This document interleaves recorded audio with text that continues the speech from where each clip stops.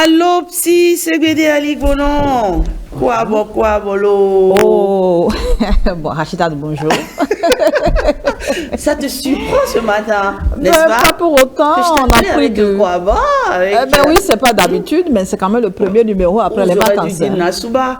Et j'allais me perdre davantage. Le quoi, c'est mieux. Bonne rentrée à nous. À nous, tout simplement, à la chronique, à l'Opsy. Oui. Un mot à dire je suis contente de revenir. On s'est bien reposé. Absolument. Et puis voilà, nous sommes là encore avec plein d'énergie. Et on remercie les téléspectateurs et téléspectatrices de la confiance renouvelée qu'ils nous accordent tout le temps, dont nous sommes là. D'accord. En français facile. Et on a compris en tout cas. Oui. Le syndrome de guerre, c'est le thème de ce jour. Tout à fait. Ça veut dire quoi, c'est Guédé Ali Bonon? Parce que les téléspectateurs ont voulu que nous parlions un peu de cela, que nous soutenions les populations qui de différentes manières subissent des traumatismes liés soit à des catastrophes, soit à des guerres, soit à d'autres situations, des incidents, des accidents, des inondations, parce que vous ne restez pas sans savoir que nous sommes dans des actualités où il y a des événements dans notre pays et autour de nous qui pourraient traumatiser aussi bien les populations que les aidants. Donc les gens ont voulu qu'on parle un peu du syndrome de guerre. C'est une manière de parler de l'état de stress post-traumatique. En français, beaucoup plus scientifique, on parlera aujourd'hui de stress post-traumatique. Le syndrome de guerre, c'est beaucoup plus dans les contextes de guerre où on a remarqué que les soldats qui vont au front, qui vont combattre, vont développer des difficultés psychologiques plus tard et même pendant les moments de guerre.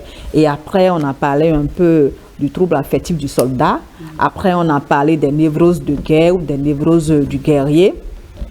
Et c'est dans les années 80 qu'on a commencé par parler de l'état de stress post-traumatique. Donc c'est de ça il est question aujourd'hui pour apporter un peu plus de compréhension sur qu'est-ce qu'on peut ressentir quand on traverse un événement traumatique. Et c'est quoi un événement traumatique? Évidemment, il faut commencer par le définir. Un événement traumatique, c'est un événement grave, dangereux, qui a une grande importance et qui porte atteinte à la vie d'une ou de plusieurs personnes devant des témoins. Donc un événement traumatique peut être par exemple un accident grave de circulation, ça peut être une inondation, on ne s'attend pas à ça, ça peut être un viol, ça peut être une guerre, ça peut être une bagarre importante ou une annonce d'une information qui vient traumatiser la personne. Ou la perte d'un être cher. D'un être cher, mais de façon tragique. Alors, un événement traumatique est un événement qui vient perturber à fond l'équilibre psychologique de la personne ou des personnes. D'accord. Oui. Très bien. Alors, le traumatisme, par exemple, chez les militaires, est-il différent de celui des personnes non militaires ou civiles? Oui, pour faire justice, c'est important quand on parle chaque fois de trauma, de parler un peu des militaires. Parce que l'idée de trauma est venue un peu du contexte de guerre. C'est le fait que les gens aillent au front combattre ou assurer la paix, la sécurité d'autres populations contre d'autres personnes. C'est dans ce contexte-là qu'on a remarqué des difficultés psychologiques auprès des soldats ou des combattants. Donc, est-ce que les traumatismes chez les militaires sont différents de ceux des personnes non militaires ou civiles? On dirait oui et non. C'est déjà la source du traumatisme qui est différente. La source est différente dans la mesure où chez les militaires, c'est le combat, c'est la guerre, c'est les armes, c'est des fois tuer en masse, c'est des fois défendre avec des armes assez sophistiquées. Donc, ils sont directement opposés comme ça à la question de mort ou de défense. Et la plupart du temps, ils sont auteurs de cette défense-là. Ils sont vraiment à l'action. Par contre, chez des civils, la source du traumatisme, c'est les événements qu'ils ou elles subissent. Une inondation, c'est qu'on subit, par exemple. Un accident de circulation, c'est qu'on est victime, par exemple. Vous savez, quand il y a... On l'a pas forcément choisi, on l'a pas voulu. Un incendie, on peut être maladroit, on peut avoir des comportements négligents des fois ou d'insécurité, mais du coup, on est quand même victime de cela quand on est un civil ou un homme. Donc, c'est un peu la différence fondamentale qu'il faut avoir. Mais quant aux manifestations même du stress post-traumatique, c'est pas fondamentalement différent qu'on soit militaire ou qu'on soit civil. Voilà. Très bien. Et quelles sont les difficultés psychologiques qu'on voit chez les personnes traumatisées? C'est important de les aborder. Déjà, il faut dire que chez les personnes traumatisées, il y a des difficultés qu'on appelle physiques, c'est-à-dire des problèmes de santé tout court, des difficultés psychologiques. On veut beaucoup plus insister sur les difficultés psychologiques parce que les difficultés physiques vont beaucoup plus rapidement s'arranger si les difficultés psychologiques trouvent des solutions. Donc, ce qui est important à gérer dans un événement traumatique, c'est les difficultés psychologiques. Si on trouve des solutions à ça, on a de la chance à régler les problèmes physiques qui sont par exemple la sueur, les palpitations. La personne peut avoir envie d'aller au sel rapidement ou d'aller faire pipi, ou la personne peut trembler tout le temps. Donc, il y a plein de comportements ou de problèmes physiques comme ça qu'on peut voir chez quelqu'un qui est devant un traumatisme. Mais qu'est-ce qu'on peut remarquer chez quelqu'un qui subit un traumatisme sur le plan psychologique? Il y a 3 choses dont on va parler aujourd'hui. La première chose, c'est ce qu'on va appeler un peu, généralement quand les gens subissent des traumatismes, on remarque chez eux des signes d'intrusion. Qu'est-ce qu'on appelle l'intrusion? L'intrusion, c'est que l'événement qui a traumatisé, qui a fait peur, cet événement, c'est comme si la personne revit ça dans les pensées.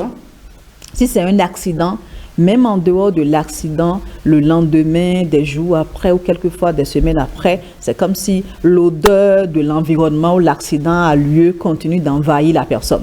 Ou c'est comme si les couleurs que la personne a rencontrées, elle continue de les revivre. Et dans son sommeil, elle peut faire, ou il peut faire des cauchemars. Et elle peut avoir l'impression que toute la scène lui revient encore en tête. Toute la scène. Donc, elle est handicapée par le fait que l'événement vécu ne l'a pas quitté. Et les souvenirs l'assaillent, en fait. C'est ça, les souvenirs sont là, les images sont là. Donc, c'est ça qu'on appelle intrusion. Pour dire qu'il y a quelque chose qui n'est pas la personne, mais qui vient occuper l'esprit de la personne. Donc, c'est le premier signe qu'on va observer chez la personne. Le deuxième signe, c'est de l'évitement. Quand les gens subissent des événements comme un accident grave ou un incendie, une inondation, un viol, les gens auront tendance à se mettre à l'écart, à s'isoler, à éviter l'espace où la chose est arrivée. Si c'est un véhicule, la personne peut dire « moi, je ne me mettrai jamais au volant encore ». Donc, pendant un certain temps, la personne va éviter la situation ou même les personnes. Ça peut même amener la personne à ne plus avoir trop d'émotions. Voilà, ou avoir peur des gens. Donc, c'est de l'évitement qui va vraiment perturber le comportement et la relation de la personne à d'autres personnes. Ça peut l'empêcher d'aller au travail.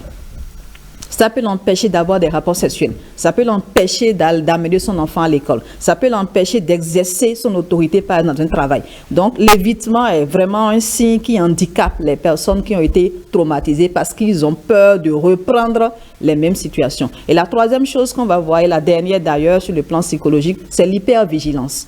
L'hypervigilance, c'est une forme de comportement que les gens ont. On devient prudent, méfiant. Beaucoup prudent, on devient même défensif. La personne se défend tellement qu'elle offense même. À moindre geste, elle peut avoir l'impression que c'est l'autre événement qui veut revenir encore. Un peu comme si un schéma répétitif. Le cycle est là. Le cycle est là. Donc, à moindre geste, elle va soupçonner que la situation va revenir. Donc, elle va être hyper vigilante et les complications, c'est qu'elle ne va pas se concentrer.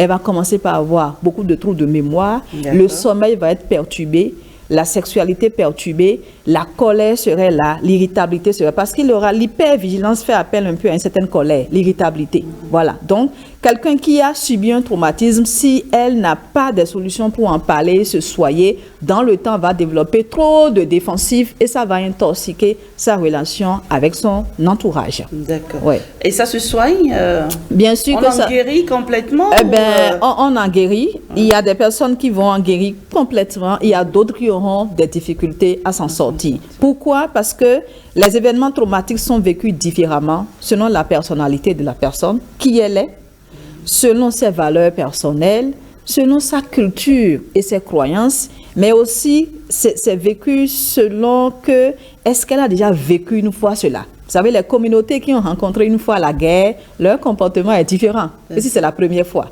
Si quelqu'un a perdu une fois un enfant, son attitude est différente. Donc, est-ce que la personne a déjà vécu une fois un événement traumatique?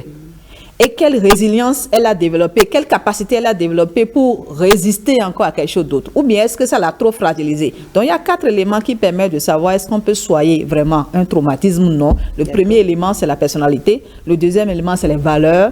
La troisième chose, c'est la culture et les croyances. Et la quatrième chose, c'est est-ce qu'on a vécu déjà des choses comme ça? On peut soigner en faisant quoi? On peut soigner déjà en continuant à manger.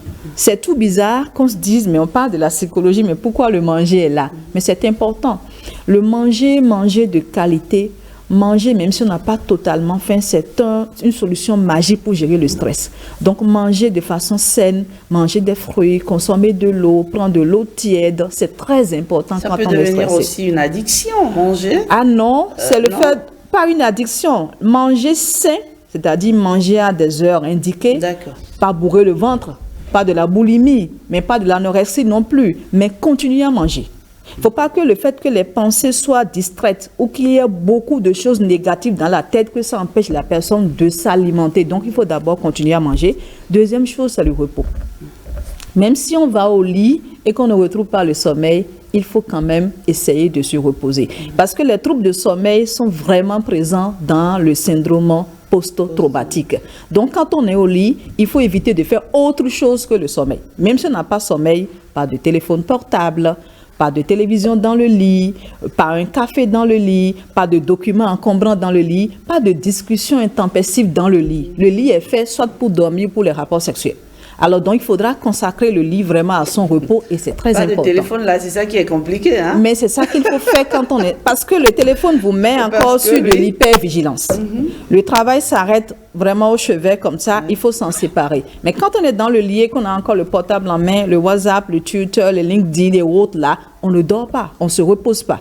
Donc, il faut faire l'effort de s'en débarrasser, surtout quand on sait qu'on est déprimé ou qu'on est dans une situation de stress avancé. Ce n'est pas la solution. Alors, ce qu'il faut faire aussi, qui est très intéressant comme thérapie, c'est quand on est envahi par des pensées intrusives comme ça, où l'événement vous revient en tête. Est-ce qu'il y a encore eu un accident? Je sens encore l'odeur. Est-ce qu'on va encore m'attaquer? Il faut se dire simplement à soi-même qu'il y a un temps pour y penser.